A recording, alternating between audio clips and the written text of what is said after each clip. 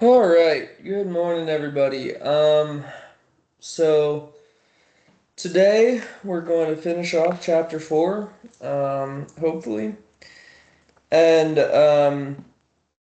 well, I might be going a little slow. Like I mentioned last lecture, I'm on vacation. Um, I am in a first floor apartment. The people above me got in very late last night, and they woke up incredibly early, much earlier than I was expecting them to. And I could hear every move that they do, and probably you guys can too, although they've been quiet for a little while. So, anyway, um, needless to say, I'm moving slow today. So, we're going to start off with this whole business of the Chinese remainder being a geometric fact. Um, so, the Chinese remainder theorem says that knowing, you know, z in z mod 60 um, corresponds to z in mod 3, mod 2, or no, mod 4, mod 5.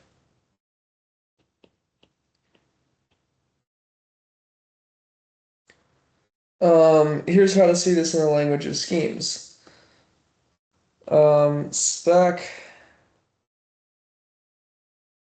z60 um, has prime ideals which are 3,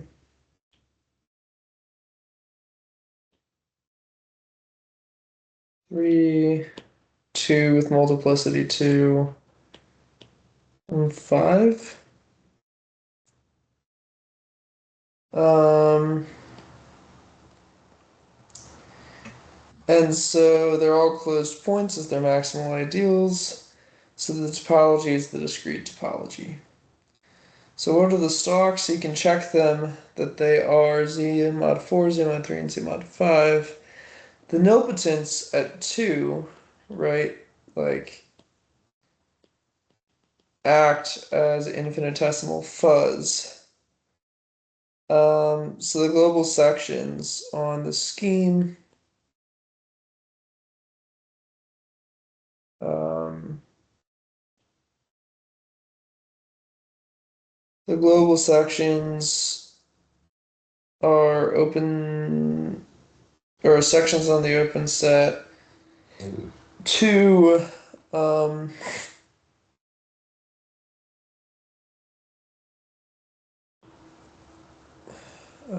wait, Z mod 2 squared, Z mod 3,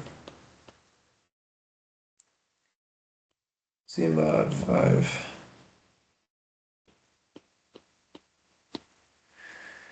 Um, and yeah. So, in other words, the natural isomorphism comes from the global sections functor on the spectrum.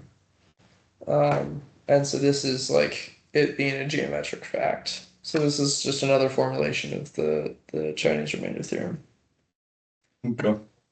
Um, um, okay, so the next example,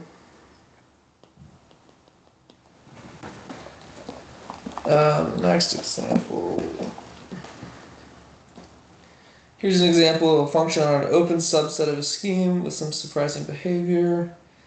So let X be spec A X Y Z W mod WZ minus XY. Consider um, the non-vanishing of y and w. Um, well, it has to include x and z. So like z over y on dy agrees with x over w on dw on the overlap dy intersect dw. Hence, they glue together to give a section. Um, Hence, they glue to a section. Um, this is a natural extension of continuation in complex geometry. We have an analytic function that has the description z over y on an open set, and that description breaks down elsewhere, but you can analytically continue it by giving the function a different definition on the different parts of space. Okay, any questions on all of this business? No. On to 4.5. Dude, I have like a pounding headache. And now they're all quiet. I wonder if it's because I'm talking. Huh. I really wonder if they like.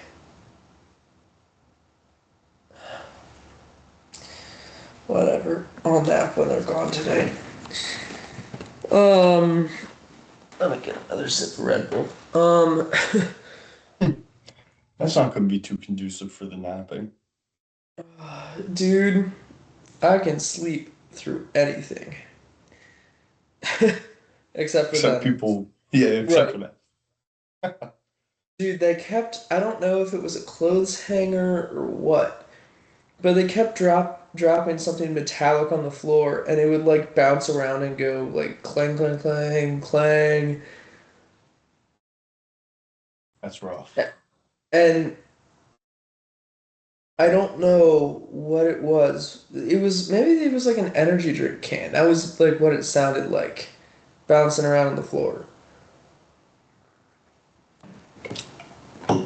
Um, Anyways, okay. Projective schemes and the Proj construction. Projective schemes are important for a number of reasons. Here are a few. Schemes that were of classical interest in geometry and that you would have cared about before knowing about schemes are all projective or an open subset thereof, basically quasi-projective. Moreover, most schemes of interest tend to be projective or quasi-projective. In fact, it is very hard to even give an example of a scheme satisfying basic properties. For example, finite type and Hausdorff separated over a field that is provably not quasi-projective. For complex geometers, it is hard to find a compact, complex variety that is provably not projective, and it is quite hard to come up with a complex variety that is provably not an open subset of a projective variety. So projective schemes are really ubiquitous. Also, the notion of projective scheme is a good approximation of the algebrogeometric version of compactness. Finally, although projective schemes may be obtained by gluing together affine schemes, and we know that keeping track of gluing can be annoying, there is a simple means of dealing with them without worrying about gluing. Just as there is a rough dictionary between rings and affine schemes, we will have a slightly looser analogous dictionary between graded rings and projective schemes. Just as one can work with affine schemes by instead working with rings, one can work with projective schemes by instead working with graded rings. Okay, motivation from classical geometry. For geometric intuition, we recall how one thinks of projective space classically in the classical topology over the real numbers. Um, Pn can be inherited as lines to the origin in Rn plus 1. So Pn is analogous to lines through, well,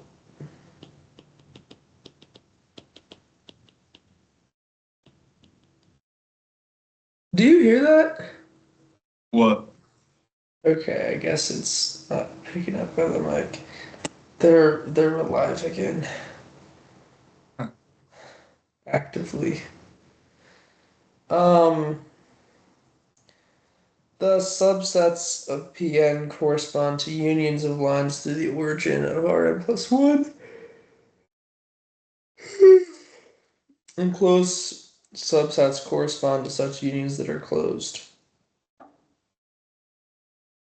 Often, one pictures projective n space as being the points at infinite distance in Rn plus 1, where the points infinitely far in one direction are associated with the points infinitely far in the opposite direction. Hmm. We can make this more precise using the decomposition. Um,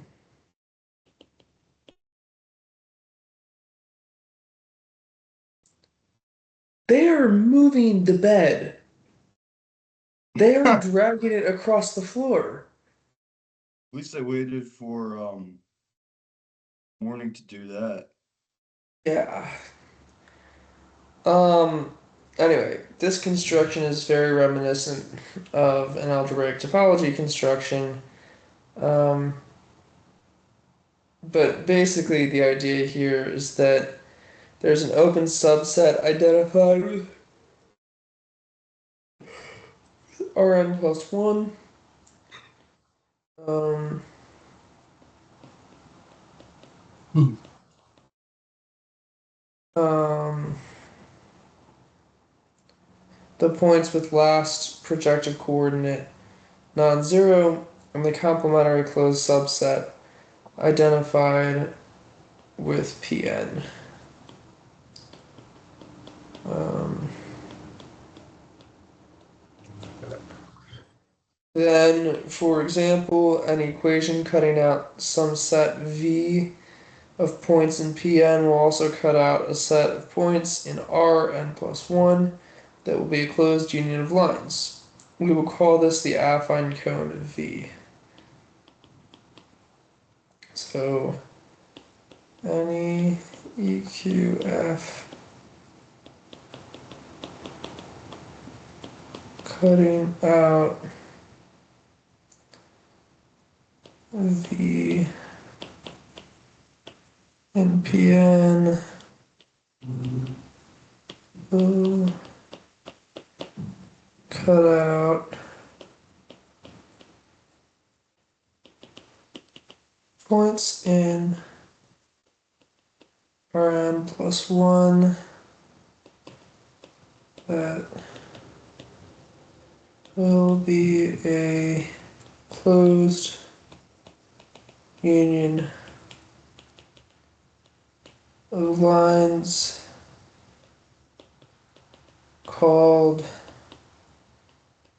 the affine cone of V.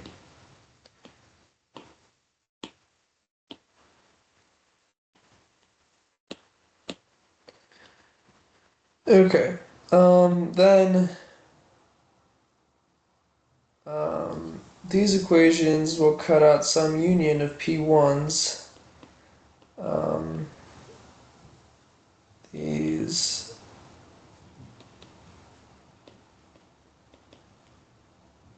equations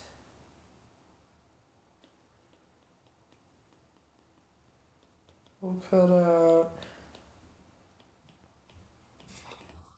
My Apple Pencil just stopped working. Okay.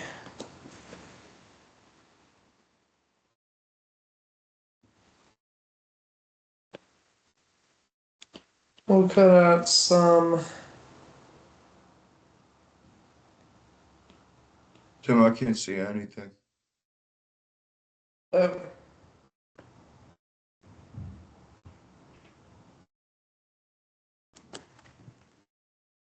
um, It's just like a black screen. yeah, I'm messing with it.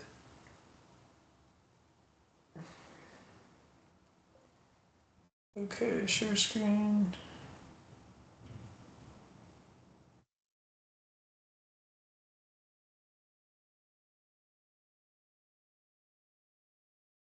You see it now?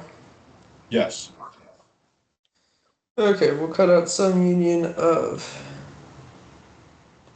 nope, not R, of P1s. Um, and Pn plus 1. This is called the projective cone of V. The projective cone is the disjoint union of the affine cone and V. Um, is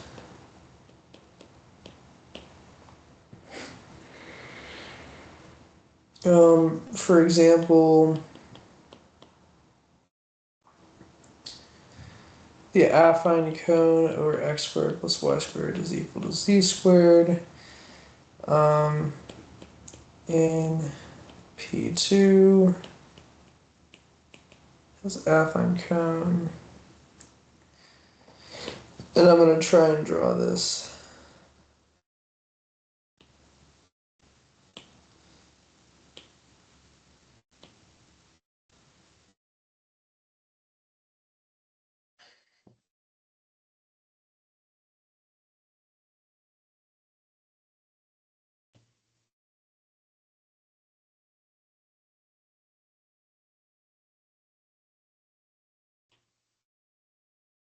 Okay.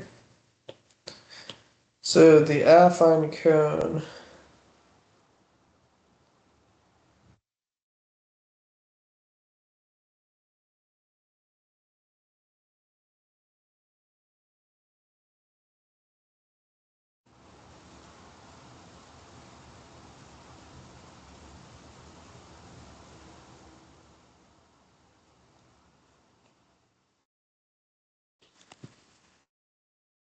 Sorry. Maybe I'm spending too long for.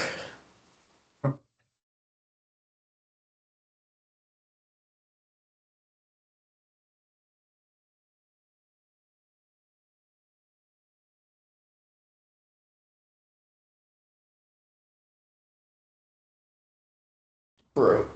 What?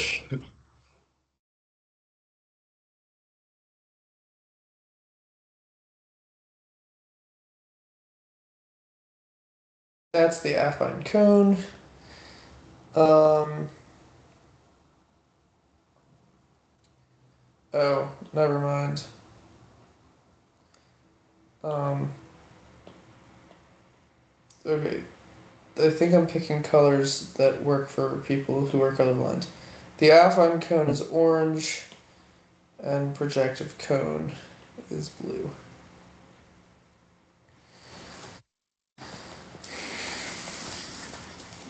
Does this make sense as a picture? Yes.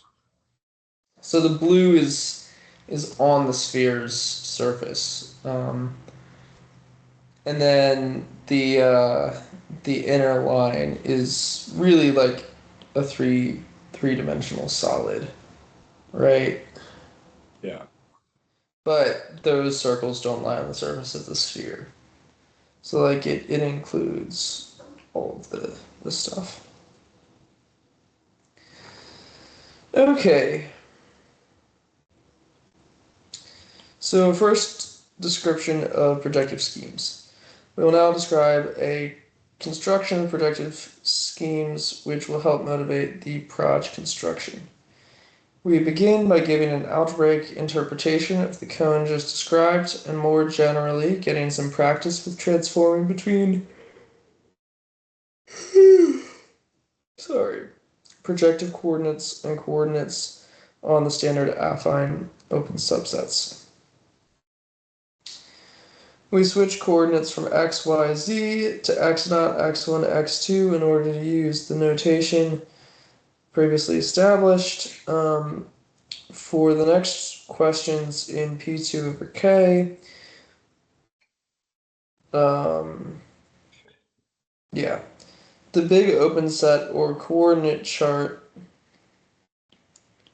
hold on, definition, coordinate chart is u not equal to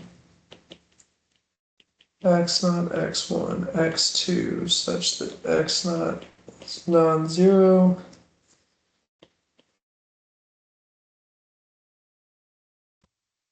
has coordinates x1 over 0 and x2 over 0, which we interpret as x1 over x0 and x2 over x0. We have similar definition for UI.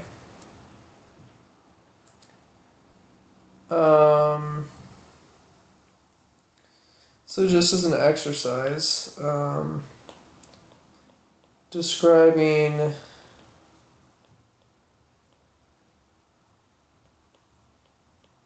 this in terms of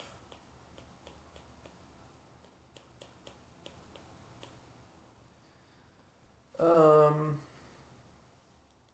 this corresponds to x0 over x1. And this corresponds to x2 over x1. This is x1 over x0. This is x2 over x0. Um,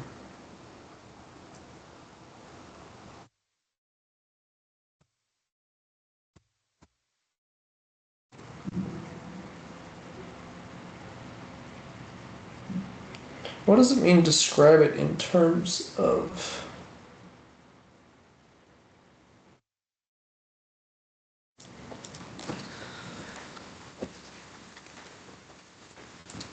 Let me see if there's an example online.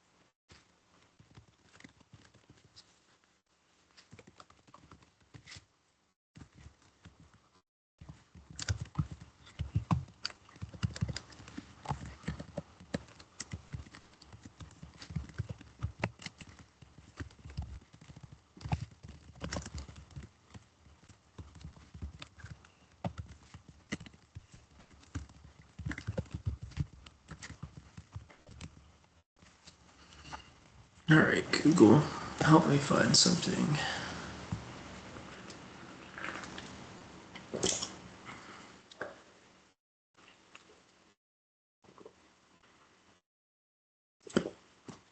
Okay.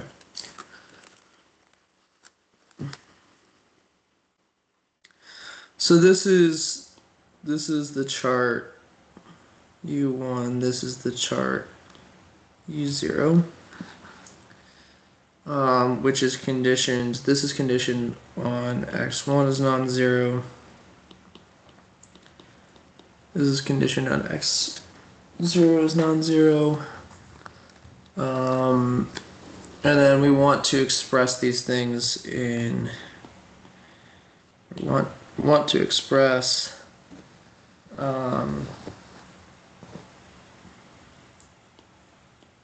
U0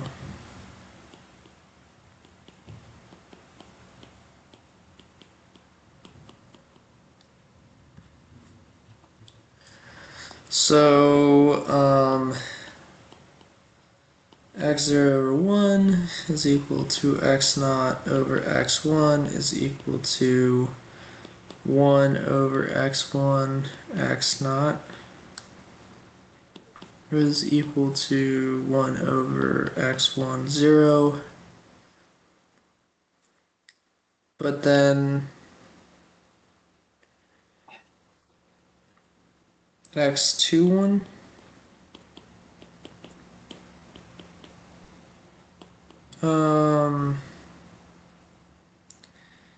is equal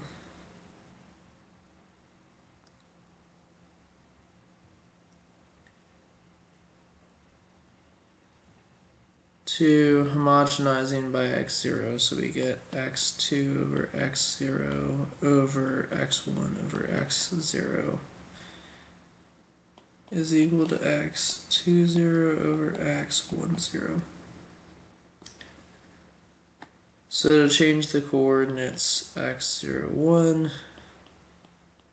x21 is equal to 1 over x10 and x20 over x10.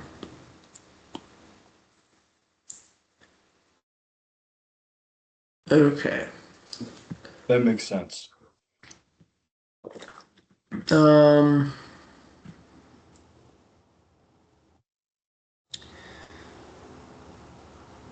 Yeah. So really, in general,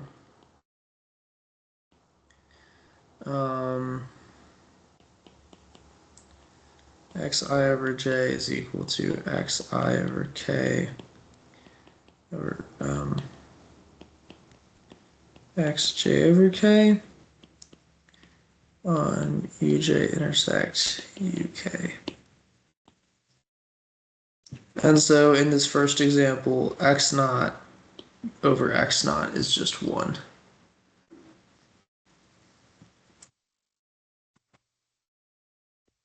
Does that make sense? Yeah.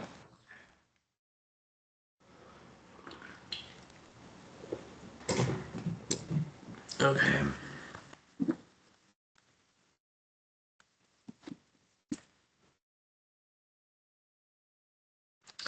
Cool.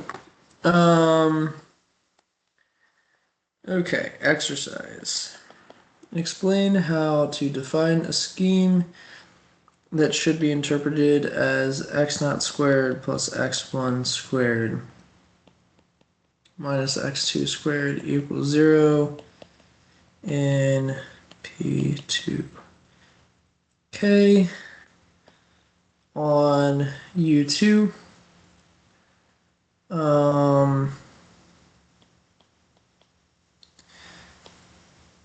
It's cut out by x0 over 2 plus x1 over 2 minus 1 equals 0, which corresponds to the scheme spec k over x02, x12 mod the ideal generated by x02 squared plus x12 squared minus 1. On U1, this is x0 squared, or x01 plus 1 minus x21 equals 0, which corresponds to spec k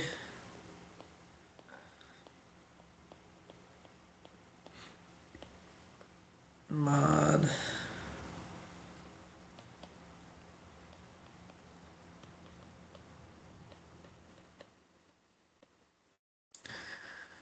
and then on U0,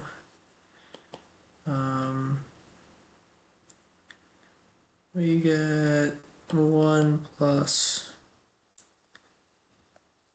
x10 squared minus x20 squared equals 0, which corresponds to spec k over x 1 0 x 2 0 mod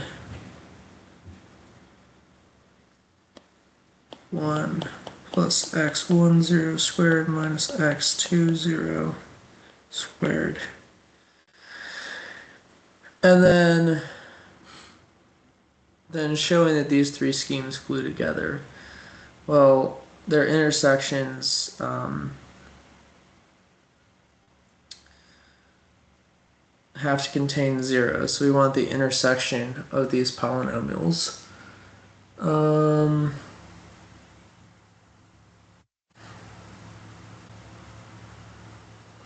so then they'll glue along if like 1 plus x squared, I guess x1 over x0 squared minus x2 over x0 squared is equal to x0 over x1 squared plus 1 minus x2 over x1 squared. Then these schemes glue together on well, we can multiply through by x naught squared and x1 squared, and we get x1 cubed, no, x1 to the fourth, minus x2 squared, x1 squared, is equal to x naught squared, x naught to the fourth, minus x2 squared, x naught squared.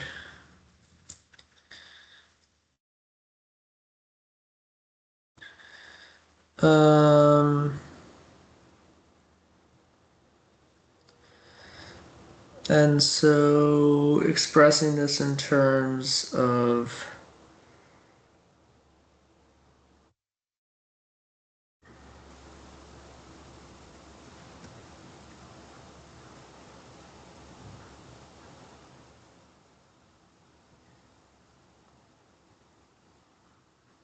I mean, I guess it just kind of works, right? Like x1 to the fourth minus x naught to the fourth minus x2 squared x1 squared. Or let's simplify it further. Minus x2 squared times x1 squared minus x naught squared equals 0 on u naught intersect u1. Right, so this is like the curve of intersection. Yeah. And then we would do something similar for like u naught intersect u2 and u naught intersect Right. u3. And u naught intersect u4, or sorry, u naught intersect u1 intersect u2 has that x1 to the fourth minus x naught to the fourth minus x2 squared minus x1 is equal to 0 is equal to this. Yeah.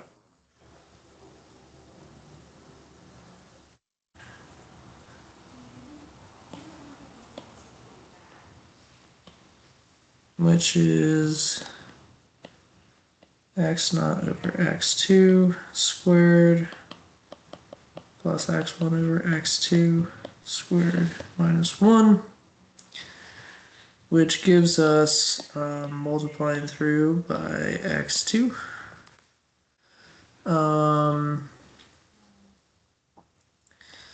X1 to the fourth, x2 squared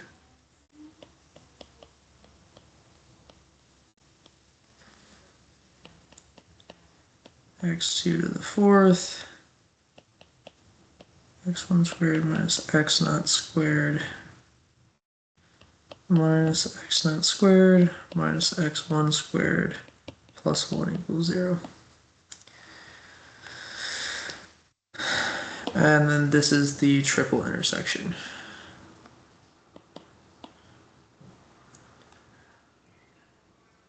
I kind of I really like this because it actually gives us like something tractable to work with.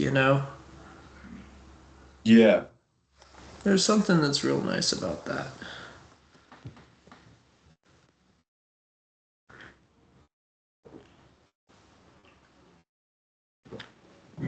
All right.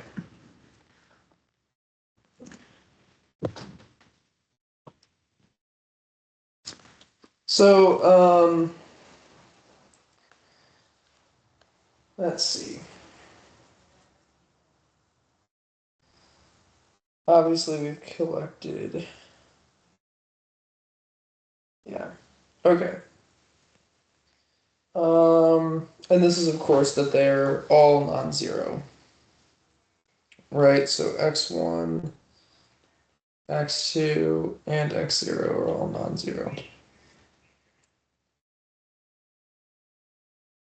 Okay.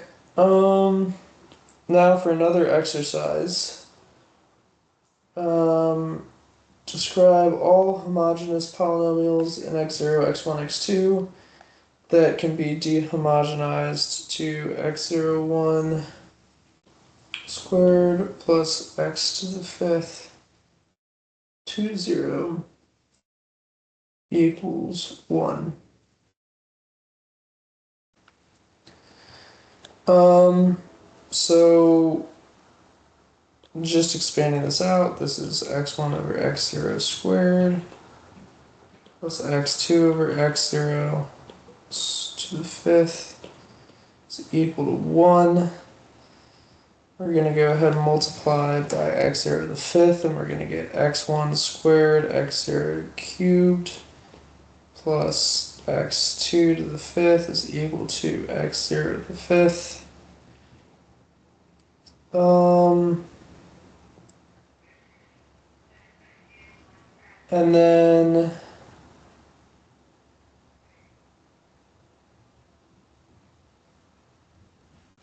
yeah, this gives us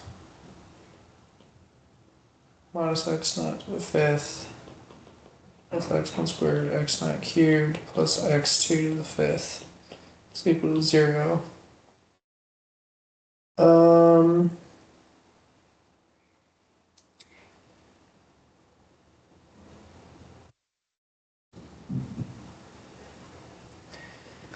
and I think that that is it, right? So like it's this, and then times any homogeneous polynomial h of x naught, x1, x2. Um, but let me double check this because I'm new to Yeah. this. So I think I have an answer, but um,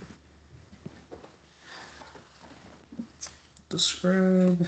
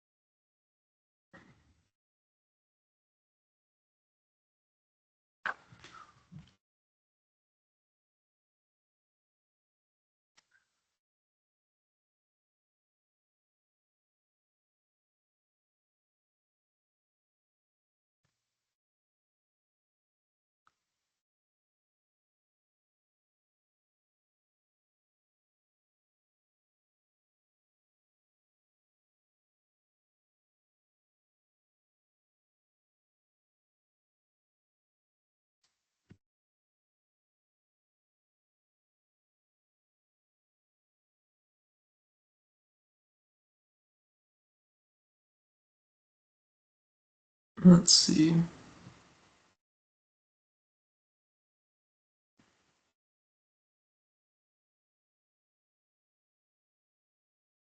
Yeah. Okay, we did it right. That's nice. Oh, that's good.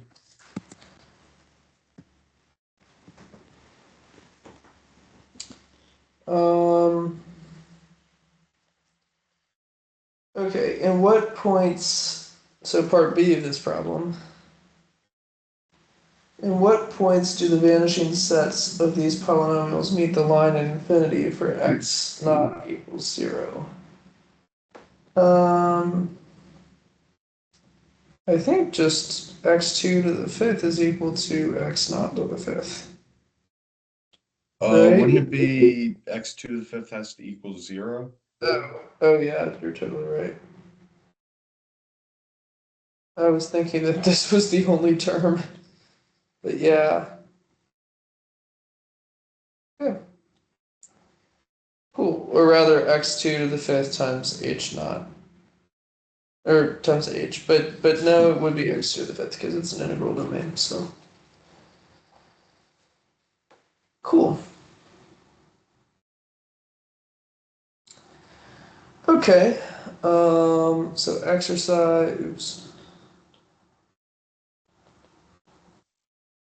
Exercise. Consider the parabola.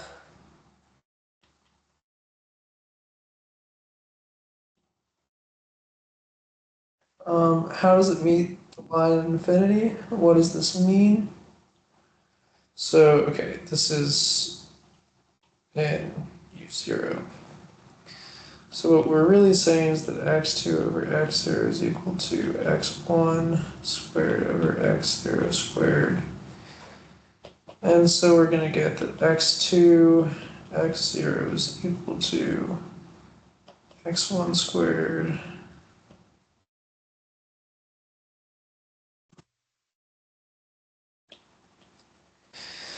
And then since x0 is non-zero, we meet the point at infinity. Line at infinity occurs for x naught equals 0, and so we meet it at x1 squared is equal to 0. And of course, we're assumed to work over an algebraic closure, and so really x1 equals 0. Well, what does that mean? Practically, it means that if x1 is equal to 0, then x2 um, is also equal to 0.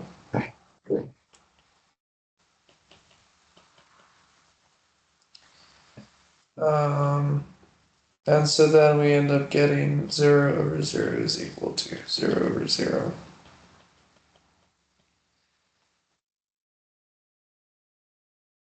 Um, I think maybe the visual case of what happens is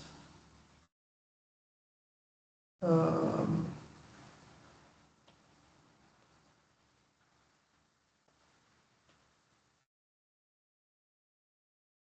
is that if we have this curve, I wonder if I can plot this in Desmos 3D. Hold on. Desmos 3D. Um, let's see. So z over x is equal to y squared over um, x squared. Yeah. Okay. So I can show the affine cone. I can't show more than the affine cone, but I can show the What affine cone. would you type into that? I'm gonna show it on screen. Okay. Um, okay. Yeah, so this is the affine cone. Um, Okay.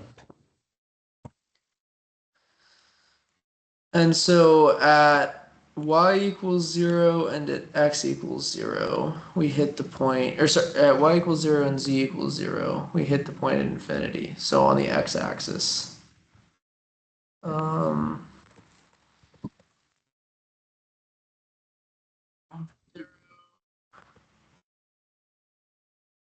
and z equals 0.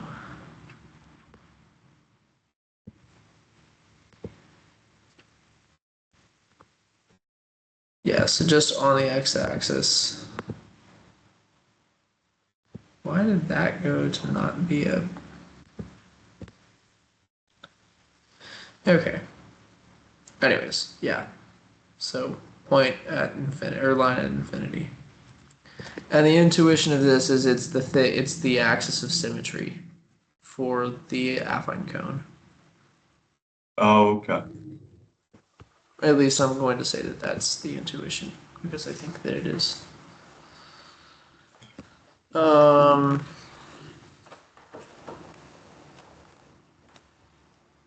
okay.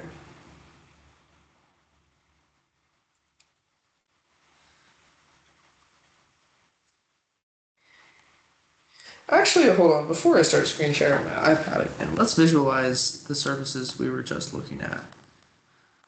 Right? Like we have these nice Yeah. 3D descriptions. Let's look at where the triple intersection of like, the schemes that we described in the last thing are. Because we can actually do that. Like that's kind of neat. Okay. So if we have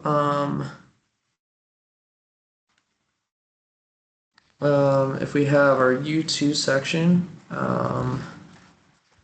so x squared over z squared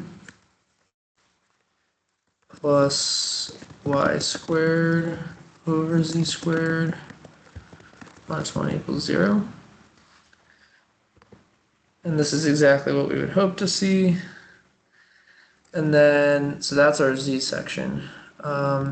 Then our y section is x squared over y squared plus 1 minus z squared over y squared equals 0.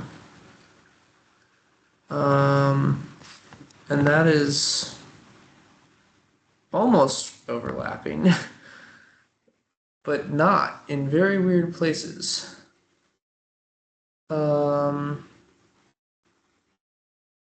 And then our u naught is 1 plus y squared over x squared minus z squared over x squared equals 0. And just turning this off, we should be able to describe all of the intersecting spots and this weird, like, crinkly line in terms of our intersection, y to the fourth minus y to the fourth minus x to the fourth minus y squared times y, or no, z squared times y squared minus x squared equals 0. And as we can see that is like the exact gluing that we needed. Right? So this is the description of the intersection of the two, Yeah. which is pretty cool. Yeah. And if we want the triple intersection, we should be looking at a slightly more jagged surface that looks like this, except we're going to have y to the fourth z squared x to the fourth, z squared, z to the fourth, and then minus x squared minus y squared plus 1. Oh, and that's a much smoother intersection. That is a much smoother gluing. Yeah. That's actually a really neat shape. Yeah. That's kind of cool. Like just on its own, that's pretty interesting. Right. That might be my new favorite polynomial. Huh.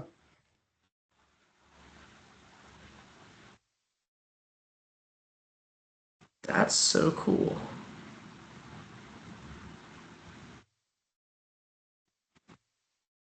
That's so cool. Okay, so this is the affine cone. Um, that's awesome. That's really cool that we can just visualize that. It's also neat to see like it converge from like this horrible jagged thing to like a smooth thing. That's pretty cool. Okay. Um, so yeah, that's pretty neat. Remark.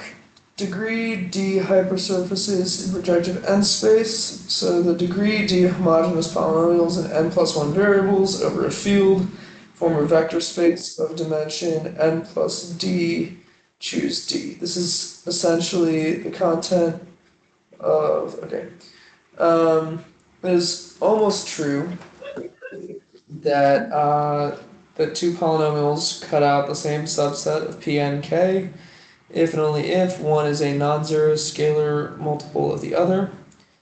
Unfortunately, the examples of x squared y is equal to 0 and xy squared is equal to 0 show that the if and only if doesn't hold. You will be later you will later be able to check, for example, that two polynomials cut out the same closed subscheme, whatever that means, if and only if a non-zero scalar one is a non-zero scalar multiple of the other. This is some evidence that the notion of a closed subscheme is better than that of a closed subset. The zero polynomial doesn't really cut out a hypersurface in any reasonable sense of the word.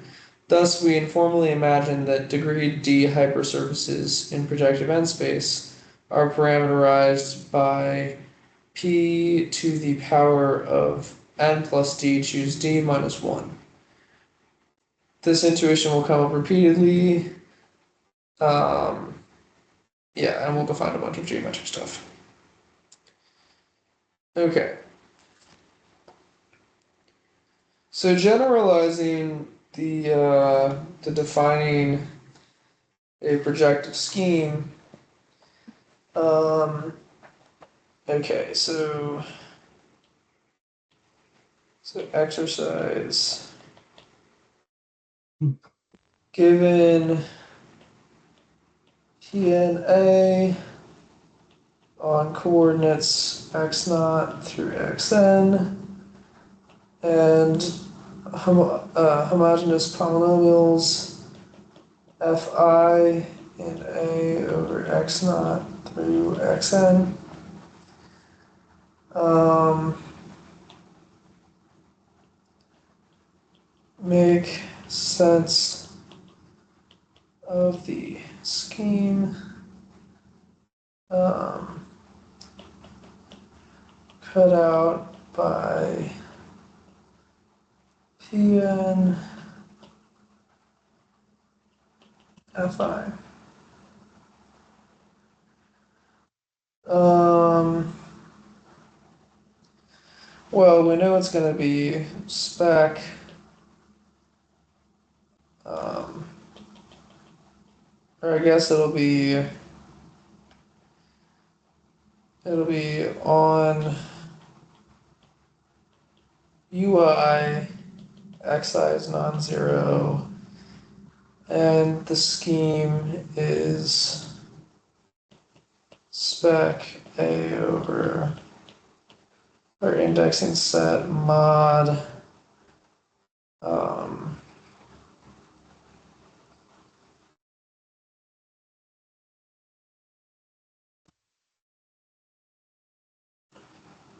I guess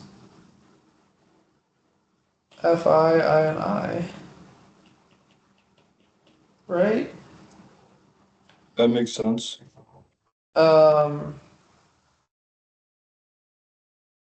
but then rather on the intersection of all of the UI where xi is non-zero for all I. Um,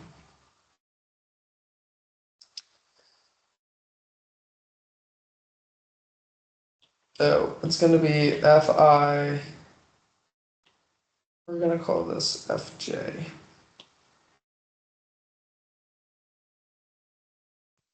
because we also need to have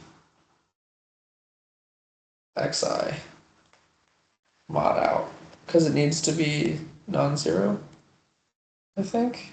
No, it can't be. No. Because, okay, hold on. We worked out a problem like this. It was like this. And then to describe the scheme on the whole thing, it's unique under intersection. And so we took the big intersection.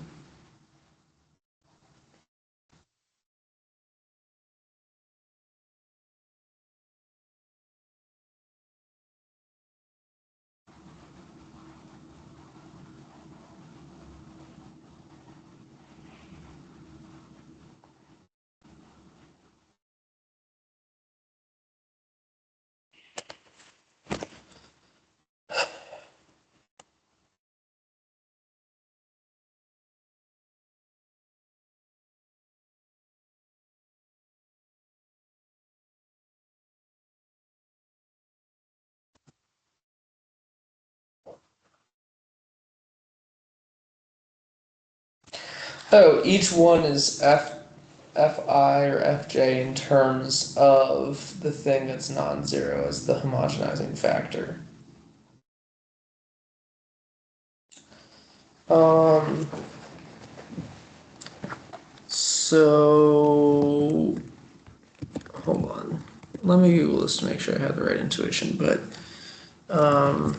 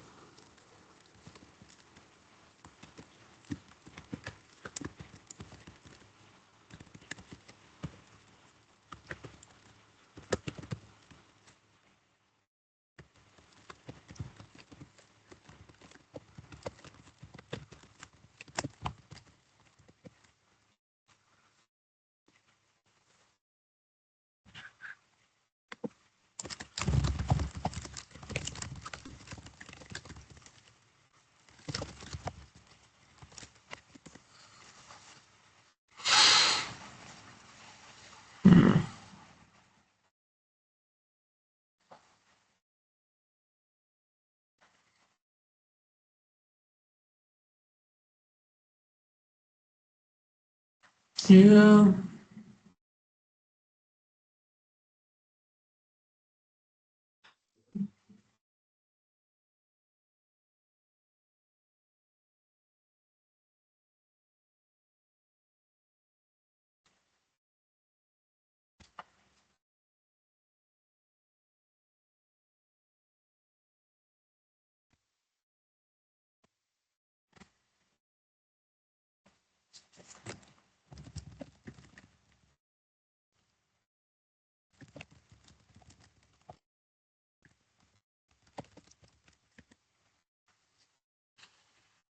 Hmm.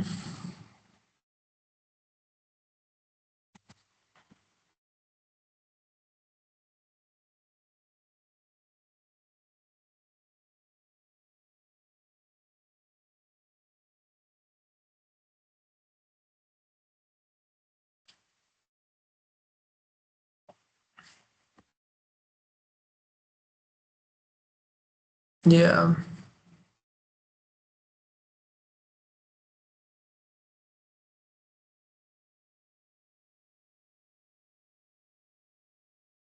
Yeah. Okay.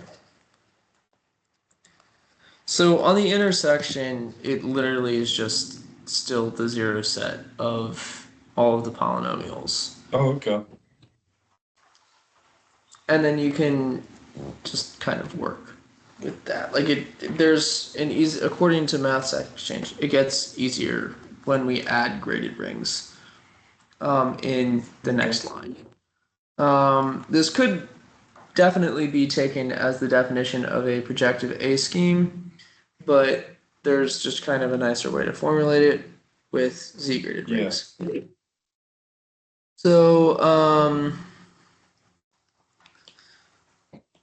so graded rings.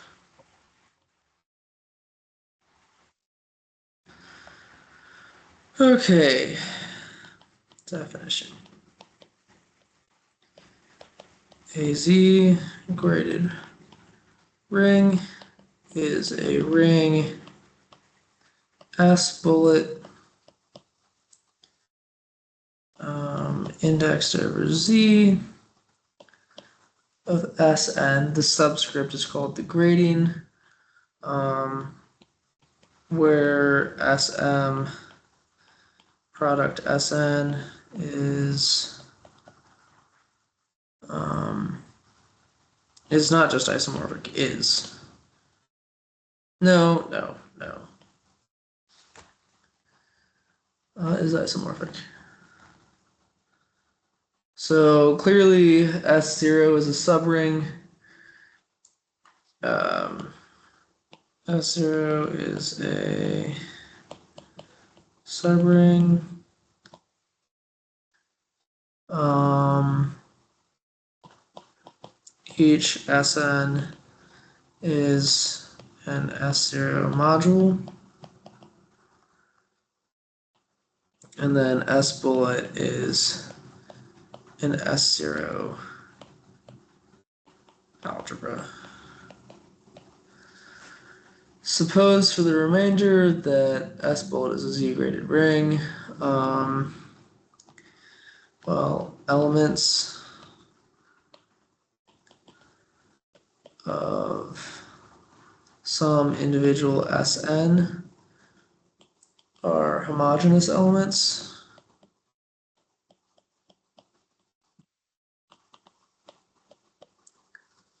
of S bullet.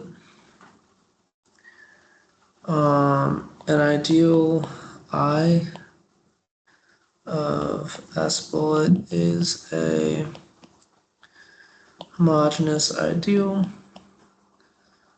or graded ideal if it is generated by homogeneous elements. Non-zero homogeneous elements have an obvious degree. An element of SD is a form of degree D.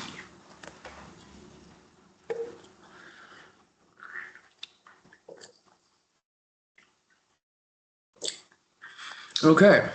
Any questions on this? No. Okay. Um,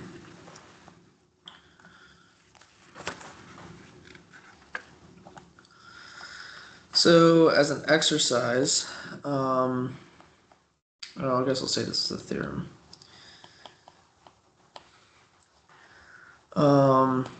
I is homogeneous if and only if it contains the degree n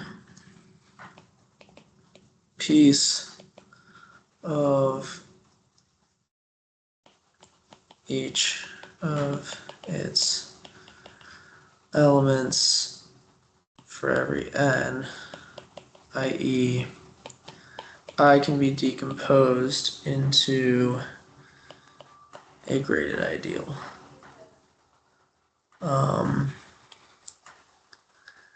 And S bullet I has a natural C grading.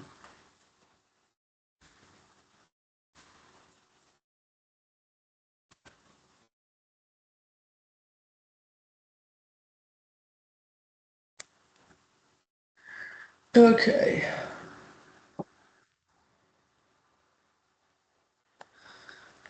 So homogeneous means generated by homogeneous elements. Well, homogeneous elements are elements of each Sn, and so basically it has to contain each Sn, and then that gives it a natural grading. So I think this is kind of a natural thing. I don't think we need to prove this. Right. So the set of homogeneous ideals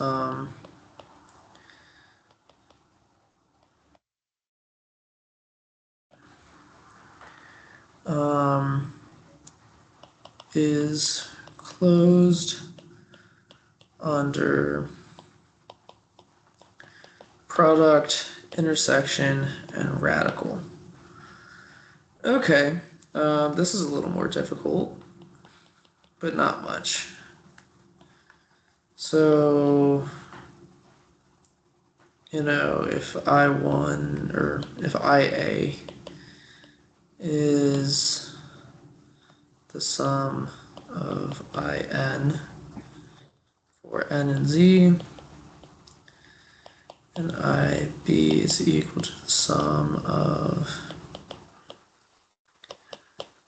IM, then IA, IB should be equal to the sum over N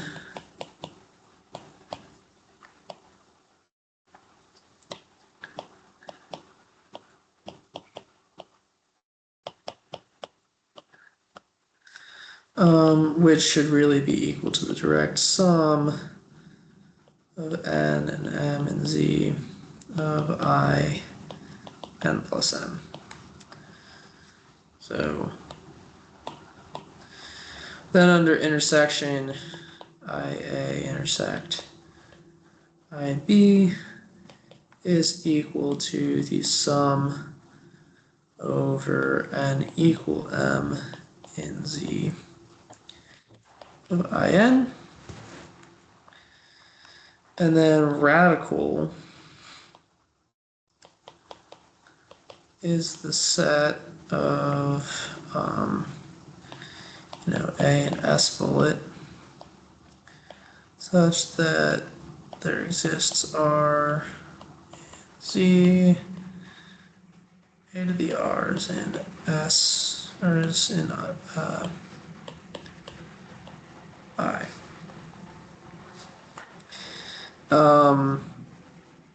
Well, breaking this like so, this is equal to the sum over N of IN. Radicals commute with direct sums is something that we proved a long time ago.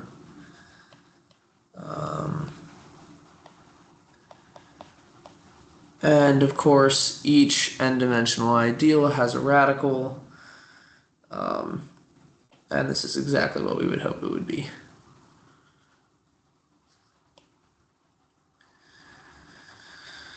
Okay, and then theorem. If I contained an S bullet is prime, I contained an S bullet is prime, if I is not equal to S bullet and if for every homogeneous A or B in S bullet, A, B, and I implies that A and I or B and I. This makes a lot of sense.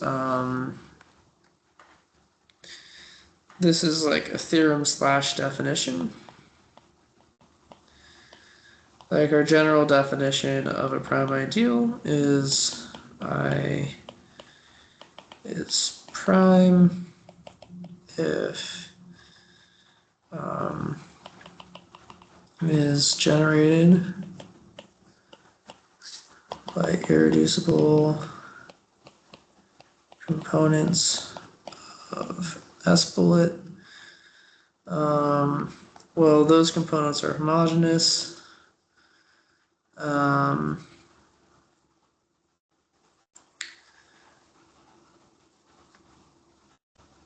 And so let A, B, and I with A and B and S bullet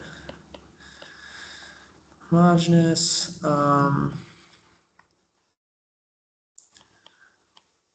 Then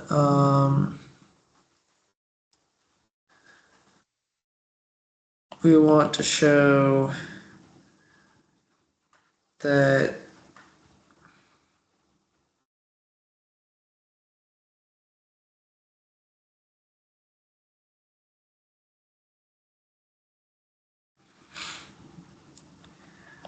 well, okay, hold on.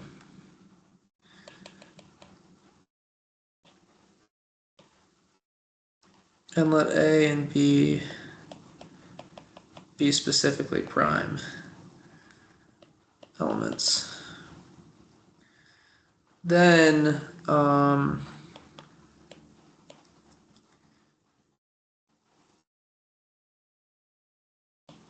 if A, B is an I,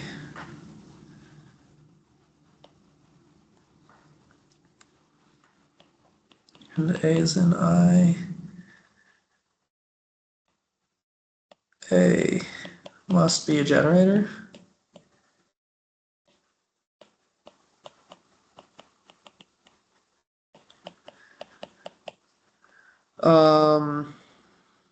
And then if A and B are not prime,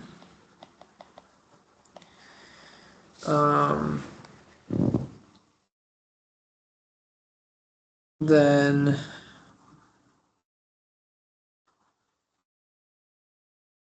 I don't know. Do you have any ideas? No, I don't.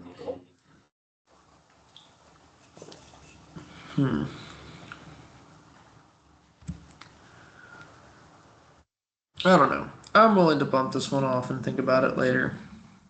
Yeah. Okay, if T is a multiplicative subset of S bullet containing only homogeneous elements, then localization by T has a natural structure as a Z-graded ring. Okay. Definition. A Z greater than or equal to 0 graded ring is a Z graded ring with no elements of negative degree. For the rest of the book, we will be talking about Z greater than 0 graded rings. Warning, this convention is non-standard for good reason.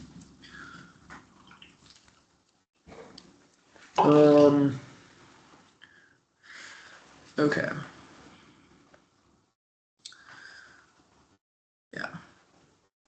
Okay. Construction. Fix ring A, the base ring. if S naught equals A, S naught is a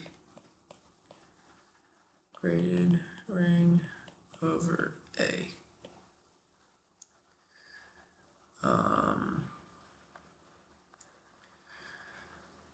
An example of this is A over X naught through Xn, or A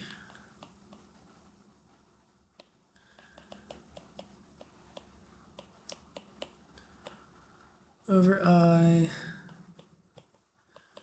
where I is a homogeneous ideal with I intersect S naught of D, or equal zero, zero ideal. So here the conventional grading is determined by xi.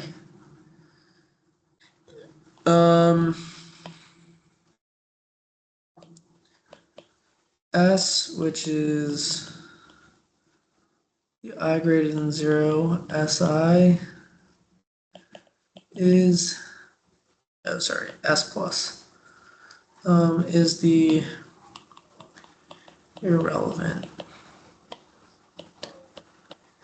ideal.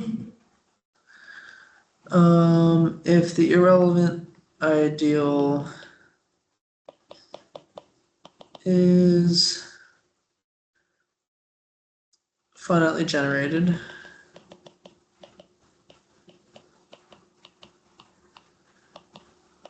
then S bullet is a finitely generated graded ring over A.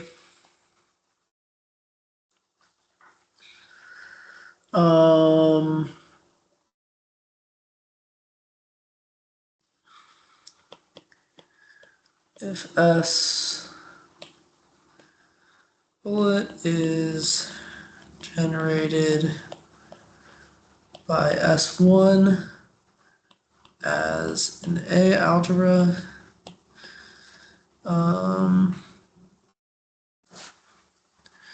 we say that S bullet is generated in degree 1 equivalently the symmetries of S1 as mapped to S bullet is a surjection.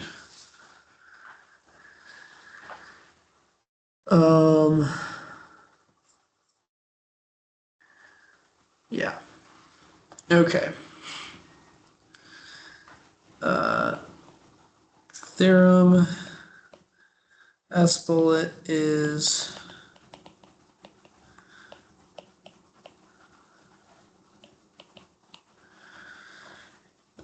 finitely generated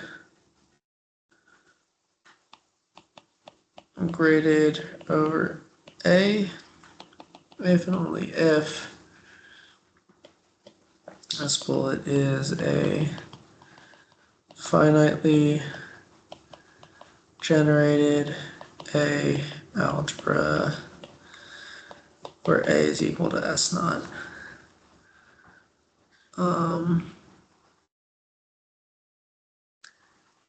Yeah. And then the proof sketch is for the forward. We want to show that the generators of the irrelevant ideal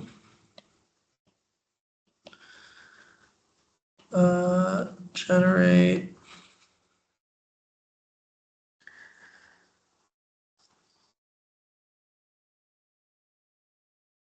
S bullet as an algebra. And these generators are just the units of each SI. Generators are units of each SI. And so this gives an easy vector space basis. Okay. And then the backwards direction is presumably easier if A is equal to S naught. Then we have a theorem about this. Um,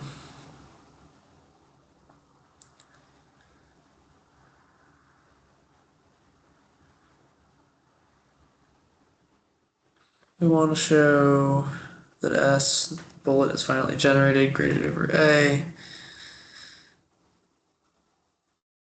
Then we want to show that S plus that the irrelevant ideal is finitely generated. It's up in the construction. Huh? The theorem you were looking for, it's up in construction. Yeah. Yeah. So if S plus is finitely generated, um, okay, well, S plus is the direct sum of I greater than 0 of Si. Um,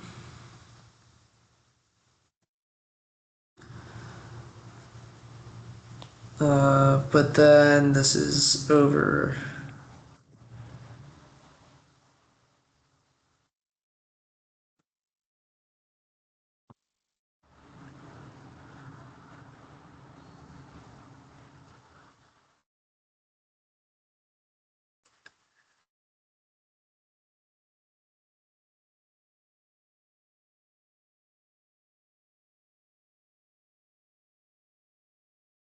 I guess it's rather that S bullet is equal to a direct sum S plus.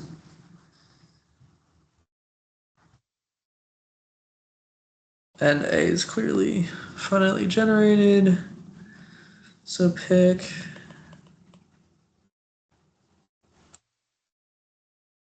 um, I don't know how to finish this. Let me look up how Yep. I show the irrelevant ideal is finitely generated if S naught equals A.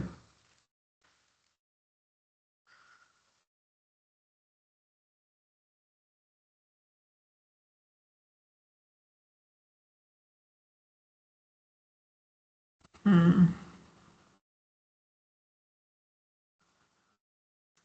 Did we fix a basis? Oh, we have a finitely generated A algebra over polynomials.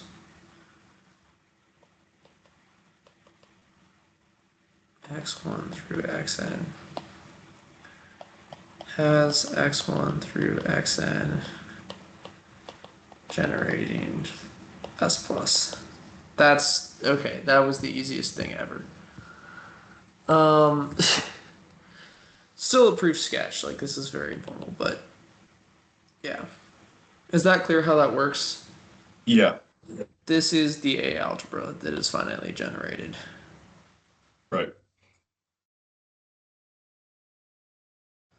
Okay. And then theorem S bullet over A is Noetherian if and only if A equals S naught is Noetherian and S bullet is finitely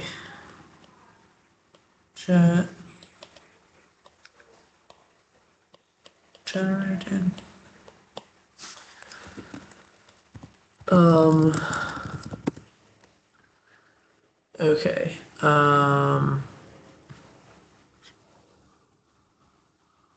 Let's see.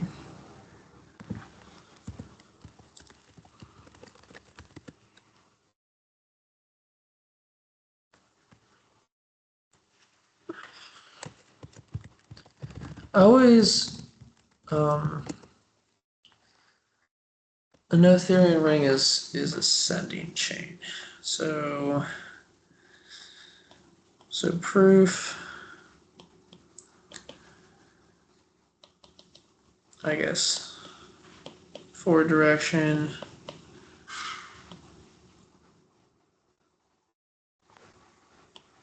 I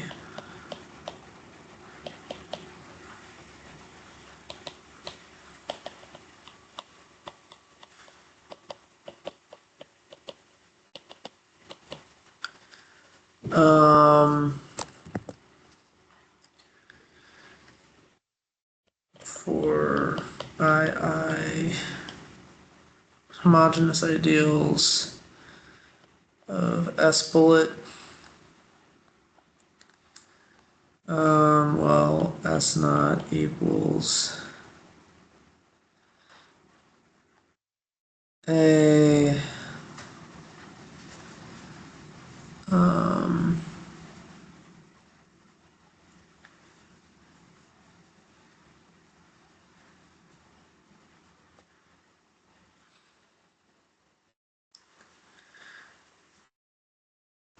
has, like, this must be Noetherian, since we can restrict. We can restrict I equal to S naught for all I.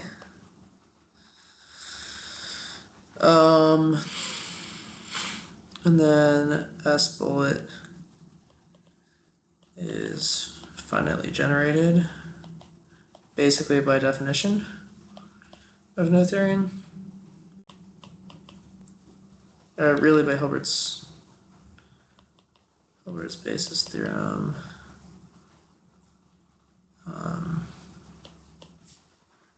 One goes on generators. I'm like hand waving like crazy here. I don't know. Is this okay? I know that this is not rigorous or a very good proof, but it is like. No, that's good. Okay. Okay. So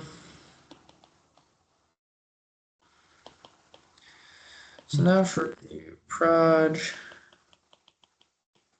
construction. So we're now going to define a scheme proj S bullet, where S bullet is a 0 greater than 0 graded ring. Here are two examples to provide a light at the end of the tunnel. So if S bullet is equal to A over X naught through Xn,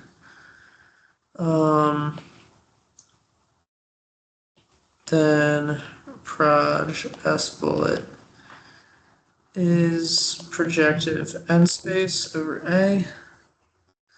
And if S bullet is A over the same variables, mod f of x over some variables, where f is homogeneous,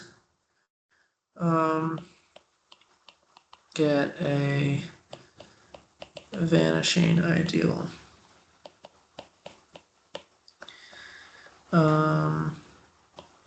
If f is homogeneous. Okay, as we did with the spectrum of a ring, we will build proj S bullet first as a set, then as a topological space, and finally as a range space. In our preliminary definition of P of projective n space over A. We glued together n plus 1 well-chosen affine pieces, but we didn't want to make any choices.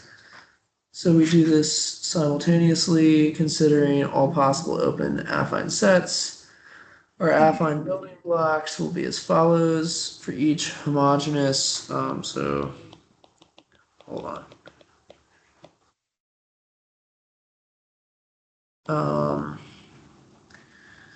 So for every F homogeneous in S plus, the localization at F is a Z graded ring where the degree of 1 over F is equal to minus the degree of F.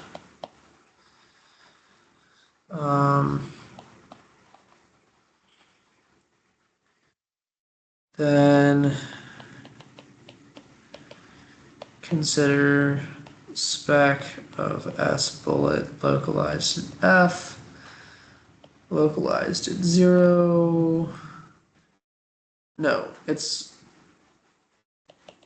the 0 graded piece. What? Piece of the graded ring, S bullet F. These will be our affine building blocks as F varies over the homogeneous elements of S plus. This is horrible notation. The first and third subscripts refer to the grading. The second refers to localization. Okay. Here.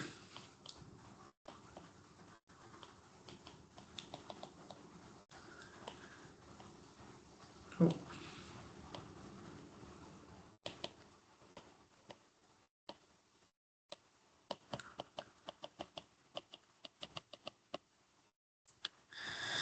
Okay.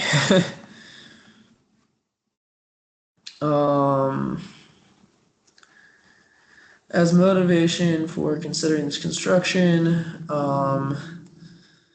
applying this to S bullet is equal to K over X naught to Xn with F equal to Xi. We obtain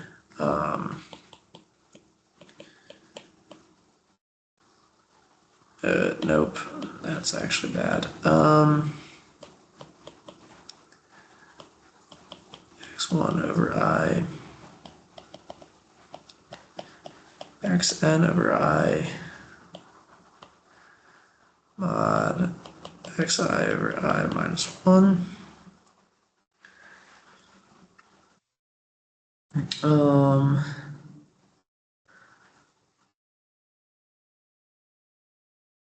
The points, I guess, hold on, this is proj.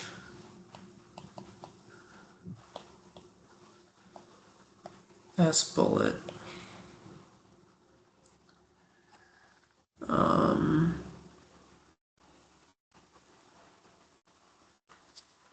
The points of proj S bullet are homogeneous prime ideals of S bullet not containing the irrelevant ideal. And this really should be a definition. And so this is our projective version of spec. And I'm going to characterize this by relevant homogeneous prime ideals.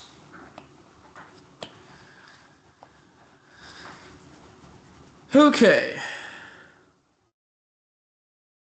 Oh no, important and tricky exercise.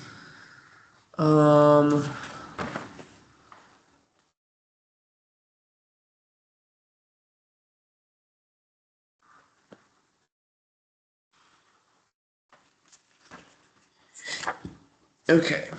I'm gonna state this as a result, and then we can end, and I'll just do the second session and see where I get. And so just try Okay. and watch that. If will you have time to watch that today? Yeah, I should be able to. Okay. So theorem, or okay, if you would have 2 hours free for that, is there a different time today that we could meet? 3 to 5 work? Yeah, it works for me. All right. I'll move it to then. Okay.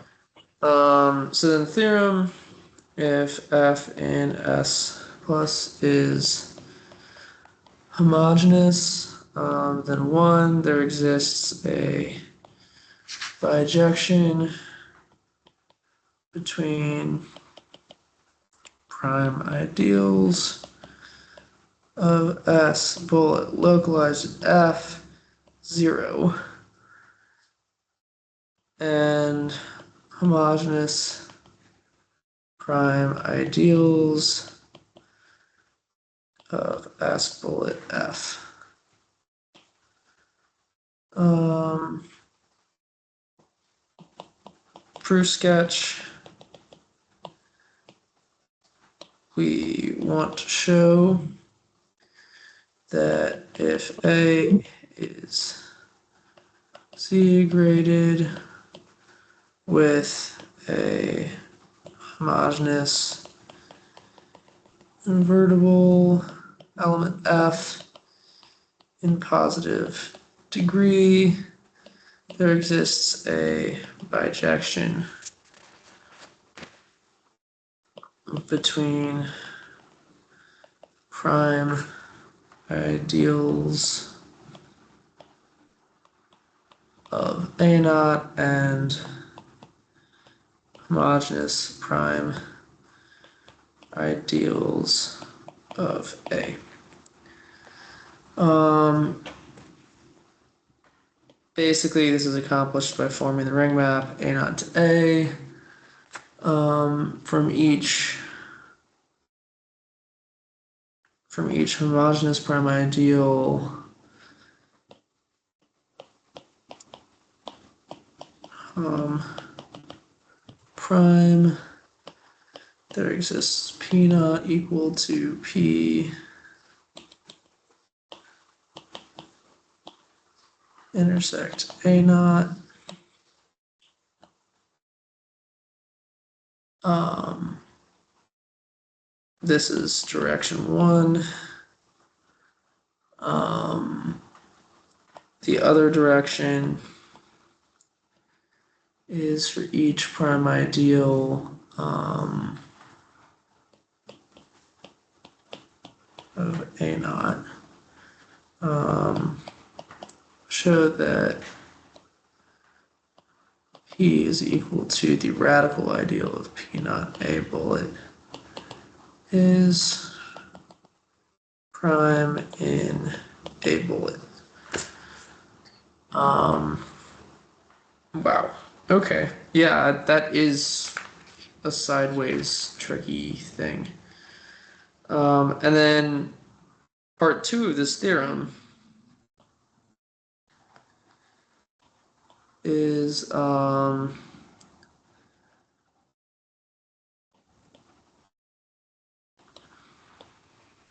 prime ideals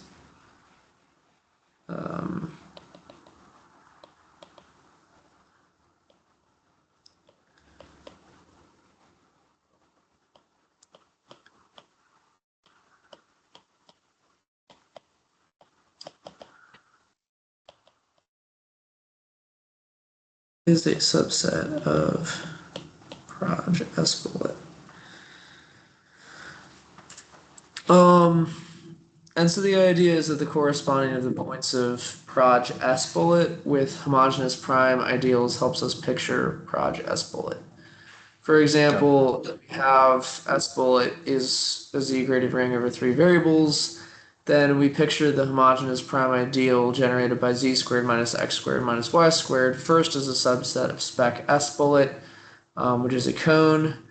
Um, as previously, we picture projective two space as the plane at infinity. Thus, we picture this equation as cutting out a conic at infinity. We will make this more precise in chapter 9. Okay. Okay. When we get back, we will briefly talk about this bijection and work through it. And then hopefully we will finish off chapter 4 and maybe start a little bit with chapter 5. But I'm very happy with this. Yeah. Great. I'm going to go ahead and stop the recording. Cool. All right. Let me